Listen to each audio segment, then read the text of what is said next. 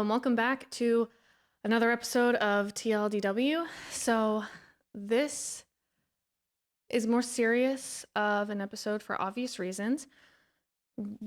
We haven't recorded in a bit, scheduling and stuff, and we got the studio. You'll see a lot more on the walls soon, so don't worry, it will eventually not just be a blank wall behind me. We'll have a little more cutesy Maine type vibes very soon, so don't worry about that.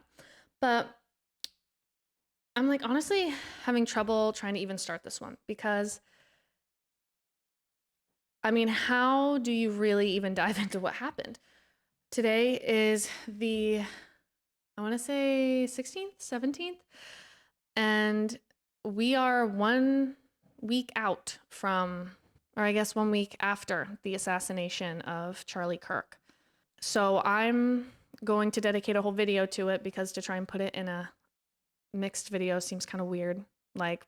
Talking about other topics that may or may not be more lighthearted.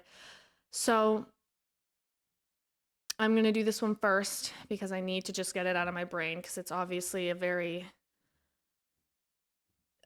upsetting, darker, more intense kind of topic. So anywho, I don't want to give too much preamble. We are going to jump right into it. Let's talk about what happened. So it was last week for us. For you guys, it could be any amount of time, probably a little longer after. And it was September 10th. I was driving home from subbing. I was on video chat with my sisters. If you don't know, I have 4 sisters, and we have a million group chats together. And one of them is called Fall Babes, and it's one that we changed the name seasonally because we're girls. And it has my sisters and my mom in it. And so we video chat each other all the time. We're very, very close, okay? So we're video chatting, we were driving home, and my oldest sister goes, and we're all like, what happened? Because mind you, she has 5 children. So when a mom gasps, that could mean a litany of things. But she goes, Charlie Kirk just got shot. And we're like,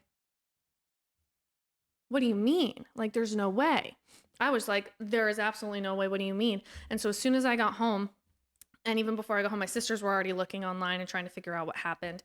And I also went online. I went straight to my computer and was just trying to figure out what was going on. And we saw the videos because we were just trying to see how bad it was, or where he got shot, if you know what I mean, trying to see if there's any chance. I wouldn't recommend it, by the way. They're awful, awful videos to watch. And I'm glad that they are harder to find now. But the day it happened, they were everywhere. You could not be on X without seeing that video. I had a friend who told me that she saw it literally. She just was on X and was watching a funny video of something, and then a weird feature of X is that when the video finishes, it doesn't loop, it autoplays, and it autoplayed, and the very next video was him being shot, and she didn't even have a chance to scroll before she saw it happen.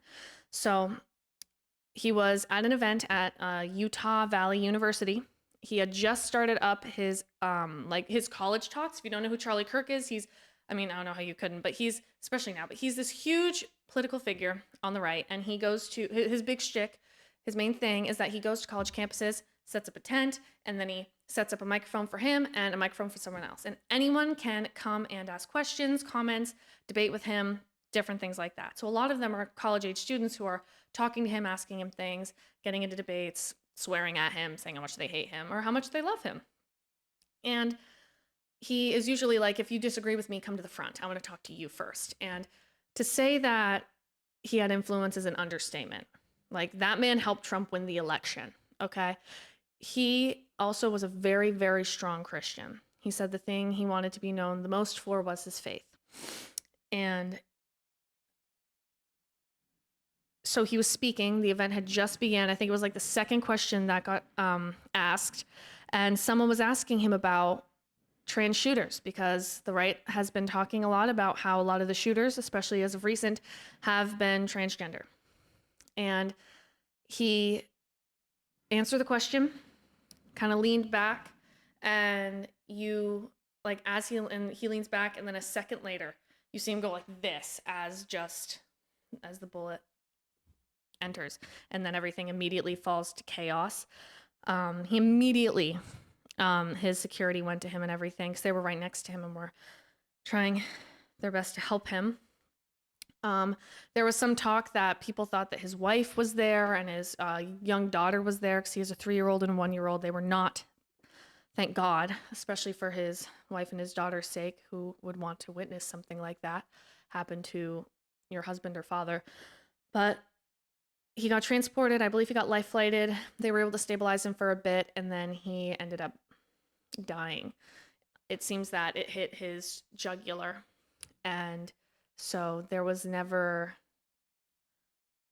it just did not, it didn't look good from the get-go. My brother-in-laws were looking at it. One of them is a paramedic, and he saw it and he was like, he's not surviving that. And now I truly believe our God is a God of miracles, and nothing happens that he does not already know. And it all happens according to his plan. So if it had been his will for Charlie to survive, he would have. If it had been his will for him to pull through, if God was not done with him yet on this earth, then he would have survived. So I had hope. I was like, it really could be like he is such an influence, like his fight might not be over yet. But it was. And he got to go home. And I think I've only been able to find 2 comforts in this. And the first one is that it seems to have been painless in the sense that he got hit immediately, and where he got hit removed blood flow to his brain pretty much as soon as it happened, instantaneously. So he did not feel pain as far as we know. He most likely immediately went unconscious, and I thank God for that. I also find comfort in the fact that he was a Christian and he is home in paradise. He's not feeling pain. He got to hear, "Well done, good and faithful servant." And he is home in paradise. But I am heartbroken for his family. That man was 31. Now I'm hormonal right now. I'm pregnant, so I'm going to try and get through this without crying. He was 31 years old. He was a husband and a father. He had a 3-year-old girl and I believe a 1-year-old boy. And I cannot even imagine the pain his wife is in right now. That is any spouse's worst nightmare. And the fact that it happened so publicly, so suddenly, so horrifically is just disgusting. It's disgusting. So what happened immediately after, I don't want to spend too long, because also I'm just going to get emotional about it again. And I want to make sure I'm not crying. You need to hear me all snotty-nosed, but needless to say, it's heartbreaking. It is a tragedy, what happened. So there was a man who got immediately apprehended because he was saying he was the shooter. It was an older guy. He was not. And then they pulled in another guy for questioning, and then they let him go. And it was like, what was going on? Like, come on. Because at this point, like, the FBI got involved immediately. But yeah, so they were able to eventually, about, I think, 36 hours later, so almost 2 days later, they were able to find the shooter. And it was a guy by the name of Tyler Robinson. And he's young.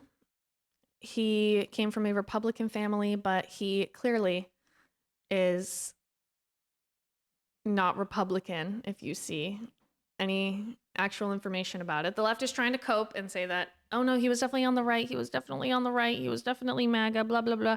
He was not.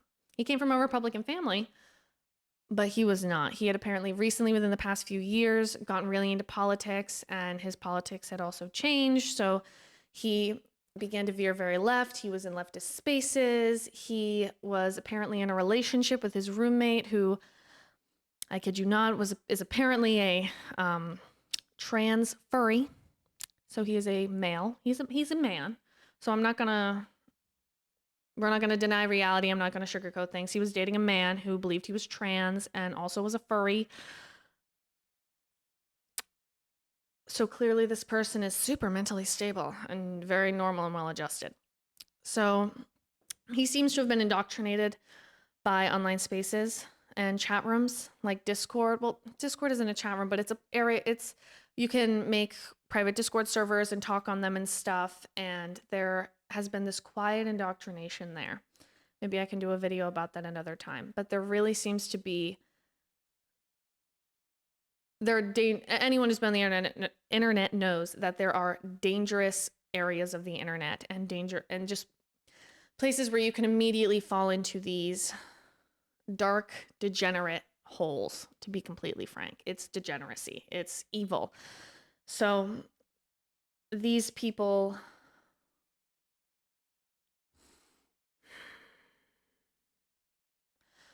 so even though he was in trans, his boyfriend was trans. Sorry, it's just such a mess. I'm trying to keep my language clean and normal here, but it's just, he had so anyway, this guy was indoctrinated by these spaces, clearly, and he went there, he hid up on the roof, he went there, he changed his clothes, hid up on the roof, shot him, went back down, changed his clothes again, hid out for a bit, and then left, supposedly also texting his trans furry boyfriend. I have to say the whole thing, because it's like, what even? Of course, the bullets were etched because apparently a bunch of political assassins nowadays want to take after Luigi Mangione. Of course, he knew he was starting a trend with the etching of the bullets. So off the top of my head, one of them is a Helldivers reference where it's like up to the side, down, something like that. My husband would know. I do not. I don't play Helldivers, but it's a video game. And so there was a reference to that. There was Bella Ciao, Bella Ciao, Bella Ciao, Ciao, Ciao, which is, I guess, an anti-fascist thing or song. And then, what were the other ones? I think it's like, hey, fascist, catch this. And then the worst. And I apologize because it's notices bulge, ooh woo, what's this? And that was the empty casing they found, was the last one I just said. And I am not usually one to seriously be like, God needs to return right now. Because I'm like, God has a plan for everything. It's his time, not mine. We're just going to do the best we can here now while we have it. I'm not, Christ will return when he returns. Us begging for it isn't going to make it happen any sooner, right? I've never in my life wanted Jesus to come sooner. I get now why I get more than ever why God flooded the earth. And if he wanted to rescind that promise now, I would really, really be okay with that. I really would. Just the fact that that's the bullet that killed him is actually, I'm good. I've seen all I need to see. I've experienced as much of this earth as I want to. I'm ready to go home. I'm tired. I'm just tired, man. Like, it really is like, what does this world come to? What, how, why? I think those are really all my questions. So so that's the aftermath. That's kind of what's happened. At the very least, we have him in custody. He has a multitude of charges against him. And the guy who pretended to be the shooter at first, he apparently said that he was just doing it as a diversion, which is really, really weird. It seems very fishy to me that you just decide you're going to pretend to be the shooter immediately after it happens when you supposedly don't know about it, but whatever. And then, so he got arrested for that because obviously he was obstructing justice. He outright said he was trying to help the shooter get away. So, and then they also found CSAM on his phone, which is child sexual abuse material. So clearly the left sent their best that day. Clearly. And yeah, so they're getting charged. They're also looking into, I guess he was in a Discord server with like 20 or so other people who were all a part of, I guess, that similar trans type degenerate community. And I call them especially degenerates, mainly because of the fact that there are messages apparently showing that they knew what he was going to do and did nothing about it, which means that there are at least 20 people who are mentally unstable and evil and are unsafe for the community at large and society as a whole and should be arrested and charged and thrown in prison. You can't do anything like that without being just evil. Like, it's an evil choice to make. Like, I really do think a lot of this is like demonic possession, like possession or oppression, just evil spirits within that have eaten at your soul. So, anywho, what have been the responses online? Which obviously online always has the best responses and the most normal. So yeah, they're about as normal as you'd expect for the internet after someone's politically assassinated. You obviously have Charlie's friends who found out, some online, like some found out through Twitter and others found out through text with each other that their friend got shot on a campus in front of thousands of people. Which by the way, those people are traumatized. We need to be praying for those people as well. Like, pray for Charlie's family, pray for his friends, pray for everyone who witnessed that tragedy, pray for the shooter's family, because they turned him in. They did the right thing, and they are having to cope and deal with the fact that their son, their brother, their nephew, their whoever did a heinous, horrible, disgusting crime and has forever connected that to their family. So be praying for them as well. Be praying for the shooter as well, frankly, too. And everyone who knew and everyone who possibly aided and abetted that crime. We're to love our enemies and pray for those who persecute us. So that means we have to be praying for him too. Even if it's just praying that he gets justice and praying for his soul, because you have to have a lot of brokenness and evil inside of you to make a choice like that. So, but we are called to love them and pray for them, as hard as that may be. And one thing I've been having to pray for on top of that is that God forgives me for how I feel about everything and what I want to say. And an anger that is close to hatred. That's my cross I have to bear, and pray for forgiveness there. And I think a lot of people do. I don't think I'm the only one, because it's such a heinous, awful action, and the reaction online has been disgusting. So again, you have his friends, who some of them, pretty much most of them, it seems, had to see their friend get shot online and have it posted everywhere on X from multiple different angles. You also have, so they're grieving. You have people who are obviously shocked, horrified, saying political violence is abhorrent, because political violence is abhorrent. It should never be okay or accepted on the right or the left.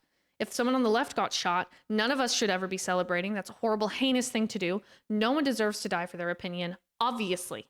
Obviously. This is normal, like, human having humanity stuff, right? You don't have to like the person, but holy moly, you shouldn't be willing and happy when they get shot for their opinion. I'm not sponsored by Cumberland's. I just give them a lot of my money. So, if I ever go quiet for a second, I apologize. I don't like dead air. I'm just trying to get my thoughts back on track, because pregnancy brain has never been worse. And also, this is just such an overwhelming situation. So again, his friends had to witness that, so they're horrified. People are speaking out against political violence. And then you have people on the left who are speaking out against political violence, which is good. It is ultimately a good thing to say that this is bad. I'm going to put a pin in that, though, because you can kind of tell. Put a pin in that, because I have some feelings about certain people on the left saying something like that. You have those who are like, I didn't like him. And honestly, with everything that he said, he shouldn't be surprised he got shot. You had people who were celebrating it, like genuinely celebrating, just so happy at the fact that he died. And then others who are like, I don't care that he died. I don't care that it happened. And those are all people on the left. And, you know, the left is supposedly the party of love and empathy. And yet I've never seen people who are like, actually, guys, it is really empathetic and it's really loving. And it makes total sense that you would celebrate, or that you don't feel anything towards the fact that someone got violently murdered who was a husband and a father, because he was a fascist. So it's actually really okay that you feel the way you do, because all feelings are valid. No. No. I'm going to say something. I'm going to hold your hand when I say this to you, my friend, because people have lied to you. Not all feelings are valid feelings. Not every feeling is a morally neutral thing that you can just be like, I felt it and it's okay that I felt it. And it's my truth and all feelings are valid. No. That's just not true. In a way, you don't necessarily always control how you feel, but if you get mad at someone for something, like, okay, I work with children. If I say to a kid, hey, don't throw that chair or you're staying in for recess, and then they throw the chair and I have them stay in for recess, they get very, very upset. They get very angry. Is that a valid feeling for them to have? No, that's not a valid feeling for them to have. Why are you feeling angry? That's ridiculous. Absolutely insane that you're mad at me when I outright clarified what would happen. Hey, buddy, it's bad to throw chairs. Maybe let's not do that. And also, I'm not going to reward you with something fun if you're throwing chairs like a caveman. Also, how are you picking that chair up? You're 5. Anyway, so again, not every feeling is valid. Not every emotion is good. And frankly, some opinions are best kept to yourself, okay? If you have nothing nice to say, don't say it at all. This is a tragedy that happened. A husband, a father died brutally, ruthlessly, simply because he had opinions that people didn't like. And then people call him a fascist. You know what fascism is? Murdering your political opponents. You know what fascism is? Silencing the side you disagree with, not allowing them to speak, not giving them a platform, creating an enemy, calling for violence against those you don't like. That's fascism. That's what fascists do. They limit information. They don't want you to look deeper. They want you to believe what they believe. And if you don't believe them, then you're going to disappear or you're going to be publicly, violently murdered. That's what fascists do. That's what the fascists did back in the day. And there's only one political party I see, if we're doing the right and the left, who does not want people to have a right to their opinion and be able to voice it, and who constantly commits acts of violence against those that they disagree with. And spoiler alert, it's not the right. Charlie Kirk's it's amazing to me that they call him a fascist when this man did the opposite of what fascists do. He did something that fascists hate. He went to a university, sat outside and said, anyone can come watch me. Anyone can come talk to me. And if you disagree with me, come to the front. I'm giving you a camera. I'm recording it. I'm going to put it online for other people to hear your opinion, hear your thoughts. We'll debate. We'll comment, whatever. I'm giving you a voice and a platform, even though I disagree with you. He did the opposite of what a fascist does. He opened up for debate and conversation. And you guys killed him. And he was like one of the nice ones. Have you guys seen Candace? Matt Walsh? God forbid Milo Yiannopoulos? Or Nick Fuentes? Have you guys seen? Okay, some of those people on the right are not, like Milo Yiannopoulos and Nick Fuentes are ones we should probably keep in their little corner, okay? They don't need the extra publicity right now. And the thing is, too, is you think the right's backing down? They're not. They're not canceling. Like, that's the thing. We're not canceling any events. Everything. I've not heard a single conservative voice who's like, yeah, the event that we were going to do, actually, we're not doing that. In fact, there are people who are like, you know what? We're going to do it even harder now. We're going to do it even more. You don't get to scare us. You get to silence us. It's not how this works. We're not playing that game. So, and now I want to unpin what I was saying earlier about those who were on the left and were saying how they disagree with political violence, which again is a good thing, because I don't want to spend too long talking about the ones who are celebrating it. I don't think there's much to say. I think they're awful. We need to be praying for them. They're abhorrent things to be saying. Just absolutely terrible. Like, I don't even be praying for those people. Those are broken people who are so led by their emotion that they are willing to let others die for it. By the way, I'm sorry. I told you guys it's gonna be a longer one today if you obviously can't tell. So I'm gonna unpin because there were people on the left, Democrats, liberals, whoever, who are like, political violence is so bad, guys. We can't do political violence. We just can't. It's not okay. And it's like, okay, it's interesting you're saying that because like so many of those voices, like Biden and stuff like that, who were saying political violence is never okay, were also the people who were calling us Nazis and calling us a threat to democracy and saying that we need to be stopped by all means. I mean, literally, leftist pundits like Hassan and Destiny have outright called for political violence and assassination. I mean, again, one side is willing to commit acts of violence and murder and promote it, and one is not. So when these people are like, hey, political violence is so bad, you guys, we need to unite. And then they're calling us the Hitler Party and the fascists and the Nazis. It's a little hard to take you seriously and to really believe what you say, because I just see it and I go, those are words. Your PR guys did a really good job typing it up for you. There's someone I watch, and she's Shoe on Head, and she's on YouTube, and she's a social democrat. Her and I probably disagree on plenty of stuff, right? But she's really good at calling out the left, and I want to credit her for this because she sums it up really well in one of her videos. I think where she's talking about the election or something, where the left literally all the time will point at us and go, they're Hitler, they're Hitler, they're Hitler, they're Hitler, they're evil, they're bad, they're Nazis, they're fascists, they're evil, they're Hitler. And then so they say things like that, which aren't true. They're just total lies. It's all based on emotion, right? It's all the leftists. One of the big kind of light bulb things that happened for me, just processing all of this, is that the left is the emotion party. That's why none of their arguments actually make sense, and they're very cyclical.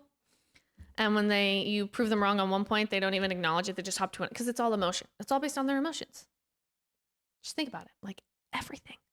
And it's all based around you. It's very narcissistic party in a sense. I'm not saying everyone in it is narcissistic, but it's a very like narcissistic point of view of like, oh, your truth. And, just having boundaries and again, just breaking your silence and saying your truth and living how you want to live. And, it's just like, they don't, again, and mind you, they don't do research on anything. They don't think more into what their media pundits tell them. They do zero research. They just say whatever they're told to say and follow and live life based on nothing but how they feel. So you can see that in everything that they do and every argument they make. So again, you have these people calling us Hitler, calling us a threat to democracy, saying all of this stuff, and then they're acting shocked when their side is like, well, we need to kill them. If you're a fascist, if you're a Nazi, you need to be eradicated. You cannot be a part of our society. And then you're acting shocked. You're doing like, oh my gosh, how could this have happened? Oh my gosh, political violence is so bad. Oh my gosh. It's your fault. It's your fault. This is where people online have pointed out, this is not fringe. The people who are celebrating his death, the people who were calling for it, are not fringe people. There are politicians, major political pundits, people like huge people and influencers online, Hollywood, like everyone. You're all calling for her death. And then when people actually follow through on it, you guys are like, what? No, we're the party of love and empathy. Shut up. Shut up. I'm so tired. Political violence can never be justified, no matter how much you dislike them, no matter how much you think their voice is bad, unless they are literally calling for violence, which, mind you, some of them have actually done, in which case they should not be met with violence themselves. They should be arrested and charged. Political violence is abhorrent, unacceptable, regardless of what they've done. Everyone has a right to voice their opinion on things.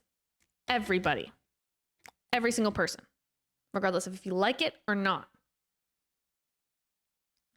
And it's interesting because they're saying that freedom of speech is not freedom of consequence. Yeah, you can't kill someone just because you don't like their opinion. That's not legal. Ding dong. Hey, smarty pants. Anyone home in there? This is not a real like, what do you mean? Like what? I don't like your opinion, so I can go out and murder you? Hey, buddy, we don't live in caveman times anymore. At the very least, challenge someone to like if you're gonna do something like that, at least challenge them to a duel. You know what I mean? Do it, you know, in the olden days, you each get a gun, you each get a chance. At least then it's kind of a fair fight, right? But no political violence is ever justified. And do you think that doing this is going to help? Do you think this is going to lower the temperature? That's the thing also. The leftists are all like, we need to lower the temperature. Lower the temperature. We need to unite. Shut up. You don't want to unite with us. You just want to push the blame off of yourselves and not feel guilty for the death of a husband and a father and a man who literally fought for your opinion even though he didn't like it and he disagreed with you. He wouldn't be happy if you died, if you were murdered in the same way he was. He wouldn't. And I worry what this means for our country. I worry. Political violence is abhorrent. And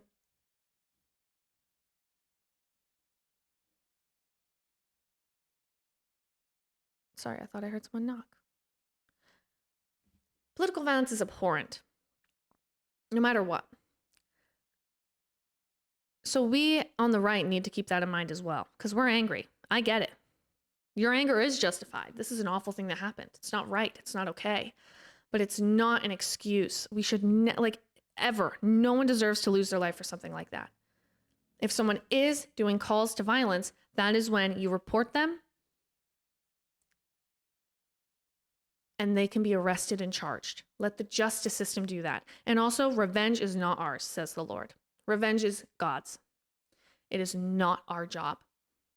It is not our job to get vengeance for Charlie. He would not want that because he was a Christian man, a Bible believer, firmly set in his faith. That's the main thing he wanted to be known for. We need to be going to the Word of God more than ever, praying more than ever, showing love to our enemies. This, and mind you, love isn't like, oh, love is something. No, love is actionable. You show them respect. Basic human respect. You don't commit acts of violence against them. They're still a person, even if you think their behavior is abhorrent. We are not called to violence. We are not called to murder. We are not called to vengeance. That's not our job as humans. That's God's. The best way you can help is supporting TPUSA, which is Turning Point USA, which was Charlie's organization, by supporting his friends, by praying, going to church, and being as vocal about your faith as you can. Not backing down, not living in fear. Charlie fought the good fight. He did exactly what God willed him to. God called him into the lion's den and he answered happily. With joy. He was just a joyful servant for the Lord. And he did it with fervor and zeal unlike anyone else. And yes, he died. And yes, it's awful. But we have a job to do as Christians. And it's not to further violence and hate. I'm not saying you need to, again, I agree with Matt Walsh. There's no point kumbayaing with the left. They don't want to kumbaya with us. What would be our foundation anyway? What can we unite on? They hate us. They want us dead. They'll celebrate, again, people have been saying online, they'll celebrate your murder, dance on your grave, and spit on your widow. And mock and laugh at her.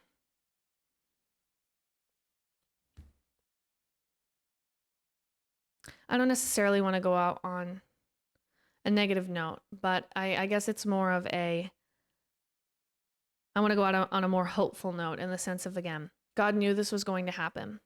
This was not a shock to him. he knew. Satan did not. That's what we forget. Satan is not all powerful. He is not omnipotent. He is not outside of time. He doesn't get to see everything like God does. Satan didn't really know what was going to happen when this happened. He didn't even really necessarily know if it was going to happen or not. Right? He doesn't know. He's not God. He is not God. He is not a God or anything. God knew, and God knows exactly how to use it for his glory and to further his kingdom. And I've never seen in my life more people who said that they have found Christ again, they've given their life to Christ, they've gone back to church, and that's a beautiful thing. God makes beauty from ashes. And again, this was not a surprise to him. This happened exactly how he knew it would. Charlie is home. One day he and his wife will be reunited, even if it is a long time beforehand, and it's still heartbreaking what happened. And I pray his children come to Christ when they're old enough to understand and that they can one day see him again too. But again, our God is good. Our God is good. He really is. And he is loving and kind and compassionate. And we're all sinners. Just some of us are saved by grace, or chosen to be made a new creation. And we can only pray that this will bring more people. And the victory is already won. Satan already lost. This is his death rattle right now. So keep that in mind. Be strengthened. Choose to not wallow and fall into despair in this, but to be strengthened by how good and just our God is, and how strong he is, and how he has been able to use this already to further his kingdom. That is an amazing thing none of us could have foreseen. So anyway, again, I wanted to get this one out of the way first. It's a heavier episode. Not that what I'm talking about in the next episode will be much lighter. Again, since we haven't been able to record it a bit, I have a lot to cover. So next time we'll be covering different news events that have happened in the past month or so. And that I am ready to talk to you guys about. I don't know if I can say excited for most of it, but well, excited in the fact that it's like super positive. A lot of it isn't super positive, but again, that's the times we live in, and we can either choose to fall into the despair of this world or to find hope in our God. So we need to have that hope. So anyway, I will see you guys next time. Thank you so much for watching. Make sure to like, comment, and subscribe. Tell me your thoughts down below. I have a TikTok that is Reforming Grace. I will try to post on there more. Hard, I'm busy, and I'm tired. And also, you want to know the real reason is because my hair usually is a mess when I'm home, and that's usually when I record. So you guys are gonna have to either deal with messy hair, me in a bonnet, or if you're lucky, you'll catch me on a good hair day. But yeah, I have a TikTok. Follow us everywhere you can find us. We're pretty much everywhere. Instagram, Twitter, YouTube, Facebook. You can find us, Christ in ME. Again, thank you so much for watching, and I cannot wait to see you guys next time.